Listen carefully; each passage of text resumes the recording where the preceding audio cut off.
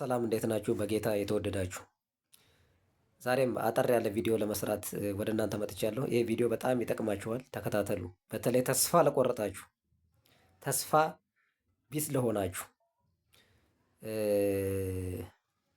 በጨለማ ውስጥ ያላችሁ፣ ሰይጣን ያሳወራቸው ብዙ ሰዎች አሉ። ተስፋ እንዲቆርጡ የሚያደርግ ግራ የሚያጋባ፣ በጭንቀት ውስጥ ያላችሁ፣ በፍርሃት ውስጥ ያላችሁ፣ በስጋት ውስጥ በይሉንታ ውስጥ ያላችሁ፣ ፍርሃት ያለባችሁ ሰዎች ይሄን በደንብ ተከታተሉ። እጅግ ስለሚጠቅማችሁ ማለት ነው። ኢየሱስ ክርስቶስ የሰላም የደስታ የፍቅር አምላክ እንጂ የሁከት አምላክ አይደለም። ኢየሱስ ክርስቶስን የሚከተል ሰው ሁሉ በፍርሃት ውስጥ አይመላለስም፣ በጭንቀት ውስጥ አይመላለስም፣ በተስፋ መቁረጥ ውስጥ አይመላለስም። ጌታ ኢየሱስ ራሱ ሕይወት ነው፣ መንገድ ነው፣ ሰላም ነው፣ ደስታ ነው። እሺ፣ አጠር ያለ ቪዲዮ አሁን በጋራ እናያለን ማለት ነው። ሪሊ በጣም ተከታተሉኝ፣ በጣም ስለሚጠቅም ዛሬ ማስተምርበት የመጽሐፍ ቅዱሳችን ቦታ ገላትያ ምዕራፍ 5 ቁጥር 1 ላይ በነፃነት ልንኖር ክርስቶስ ነፃ ወጣ። እንግዲህ እንደገና በባርነት አትያዙ፣ ጸንታችሁ ቁሙ ይላል። ጸንታችሁ ቁሙ፣ እንደገና በባርነት እንዳትያዙ። ባርነት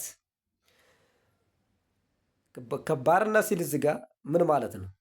አንድ ሰው የሚጨነቅ ከሆነ፣ አንድ ሰው የሚፈራ ከሆነ፣ አንድ ሰው የሚደነግጥ ከሆነ፣ አንድ ሰው ምን ይለኛል የሚል ከሆነ በሰይጣን ቁጥጥር ስር ውስጥ ነው ያለው ማለት ነው። በገላትያ ምዕራፍ 5 ቁጥር 1 ላይ በነፃነት ልንኖር ክርስቶስ ነፃ ወጣን ይላል። ከምንድን ነው ክርስቶስ ነፃ ያወጣን? ከእንዲህ አይነት ከባርነት። በእውነት ብዙ ሰዎች ተስፋ የሚቆርጡ ሰዎች አሉ። ተስፋ የሚያስቆርጣቸው ዲያብሎስ፣ ግራ መጋባት፣ መጨነቅ፣ ፍርሃት፣ ሀሳቡን በትክክል በሰው ፊት ወጥቶ ያለመግለጽ፣ ይሄ ሁሉ የሰይጣን የዲያብሎስ ስራ ነው ማለት ነው። ይሄ ሁሉ ደግሞ እንዴት ነው የምናፈርሰው ካላችሁ፣ እውነቴን እምላችሁ ይሄ የሚፈርሰው ንስሐ በመግባት ወደ ኢየሱስ በመንበርከክ ዲያብሎስን በመቃወም ሙሉ በሙሉ ስራው ይፈርሳል ማለት ነው። ብዙ ሰዎች ተስፋ በመቁረጥ ውስጥ ነው ያሉት። ወይ እናቱ ስትሞት፣ ወይ አባቱ ሲሞት፣ ወይ የሆነ ነገር ሲያጣ ተስፋ የሚቆርጡ ሰዎች አሉ። ብዙ ሰዎች ተስፋ የምትቆርጡ ሰዎች ላይ ነው ዛሬ እየተናገርኩ ያለሁት። ተስፋ ከቆረጥክ ያኔ ነው የተሸነፍከው፣ ያኔ ወድቀሃል ማለት ነው። በቀላሉ ነው የምነግርህ። በማናቸውም ነገር ላይ ልትወድቅ አይገባህም። እንደገና ነው መነሳት ያለብህ። እንደገና ኢነርጂን አዲስ ነው መነሳት ያለብህ። ለሰይጣን ምቹ መሆን የለብህም። የሰይጣን መንፈሶች ምን እንደሆኑ ልንገራችሁ። ሰይጣን የሚሰራባቸው ሰዎችን አንደኛ ተስፋ ማስቆረጥ ነው ብያቸዋለሁ። ሁለተኛ ግራ ማጋባት ነው። ከዛ ይሉንታ ማስገባት ነው። ክስ፣ ጥላቻ ነው። ስድብ ነው። ወደ ስካር መንዳት ነው። በተለያየ ነገር ሰዎችን አስሮ የተበተበ የዲያብሎስ ስራ አለ ማለት ነው። በክርስቶስ ኢየሱስ ግን ትክክለኛ የእግዚአብሔር መንፈስ ግን ሰላም ሊሰማህ ይገባል። ደስታ፣ ፍቅር፣ የዋህነት፣ እንደዚህ አይነት ነገሮች በውስጥ ላይ ከሌሉ ፈጥነህ ልትጸልይ ይገባል ማለት ነው። ፈጥነህ ወደ እግዚአብሔር መመለስ መቻል አለብህ። ለምን? ሰይጣን እየተዋጋና ያለው ማለት ነው። ጭንቀት ካለብህ፣ በተለይ ፍርሃት ካለብህ፣ ድንጋጤ ካለብህ፣ ይሄ የሰይጣን የዲያብሎስ ዋና መሳሪያው ነው። ብዙ ሰዎች እንጨነቃለን ይላሉ። ብዙ ሰዎች ኑሮ ያስፈራናል ይላሉ። ብዙ ሰዎች በተለያየ ነገሮች ታስረው ነው ያሉት። ይሄን ያሰራቸው ሰይጣን ነው ማለት ነው። ስለዚህ ይሄን እንዳይሆን መጸለይ ያስፈልገናል። ወደ እግዚአብሔር መንበርከክ ይጠበቅብናል። ወደ ኢየሱስ መንበርከክ ይጠበቅብናል። ለምን? ገላትያ ምዕራፍ 5 ቁጥር 1 ላይ በነፃነት ልንኖር ክርስቶስ ነፃ አወጣን ተብሎ ተጽፏል። በነፃነት ለመኖር ነው የተጠራው።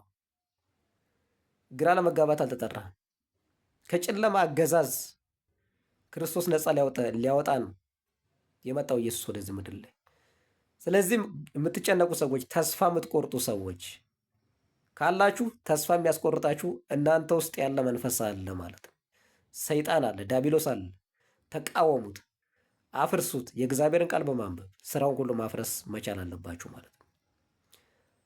ሪሊ ነው የምልህ። ይሄ ገላትያ ምዕራፍ 5 ቁጥር 1 ወደታች በሙሉ አንብቡት።